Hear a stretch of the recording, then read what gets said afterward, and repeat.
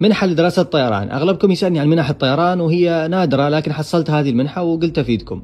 باختصار هذه في المجر وتكون بكالوريوس ورخصة طيران ATPL، يعني تدرس في جامعة وأكاديمية لمدة 3 سنوات ونص.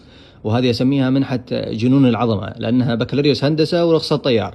المهندس لوحده يشوف أنه غير عن الناس، ما بالك بش مهندس طيار، يعني ما تقدر تمزح معاه حتى.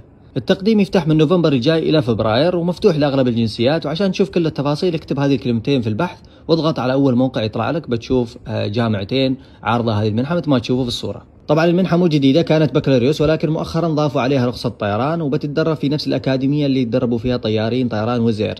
وبتحصل رخصة إياسا ب 220 ساعة طيران، 40 ساعة منها في محاكي طائرة A320.